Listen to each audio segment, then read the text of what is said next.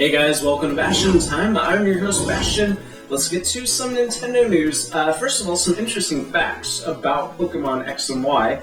It took 3.5 years to make. That's pretty long, especially for a Pokemon game. And that at one point, their team was over 500 people. Yowzas. So, now we know.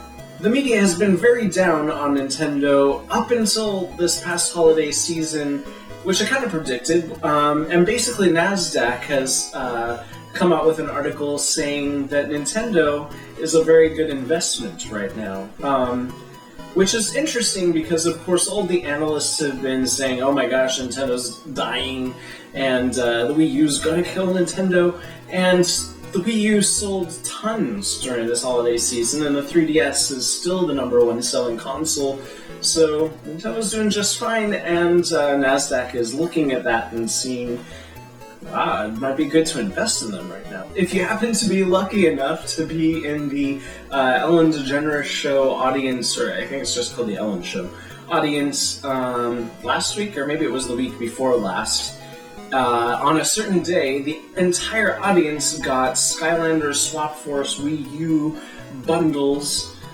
I still haven't played a Skylanders game, and I kind of really want to just because Spyro's in it. It's not a Spyro game, but Spyro is in it, and I'm a huge Spyro fan, despite my Nintendo boy fanboyism. I said boy too many times in that sentence. Anyway, Skylanders Swap Force looks fun. I want to play it, even though I'm not really the demographic for it. And our final story is about something that you might be surprised that I would advocate to be talking about, but that is an addition to an emulator that plays NES games. And why is this so cool? Well, because what the developer did is create this thing that you use in conjunction with an emulator, and it basically turns any NES game from pixels into voxels.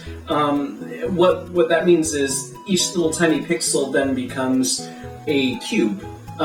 So it creates like a more 3D sort of look. It's very interesting. What you can do is sort of adjust the camera to provide any kind of perspective. Of course, the game that I really would like to play on something like that would be the original Legend of Zelda, but the developer says top-down games do not really work at all due to the way it creates those voxels. It's really best for side-scrolling games.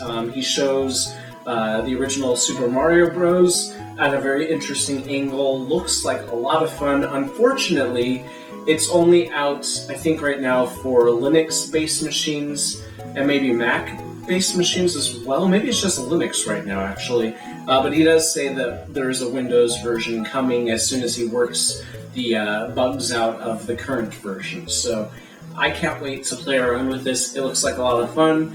He said it is very limited, though. It's not magic. It doesn't somehow know whether things should be in the foreground or background, so sometimes enemies will accidentally sort of bleed into parts of the foreground and stuff. So it's not perfect, but it still looks like a lot of fun. I can't wait till he's finished with it and play it. Anyways, that's it for this episode of Nintendo News. See you guys tomorrow for, I don't know, probably Let's Play Secret of Mana 2.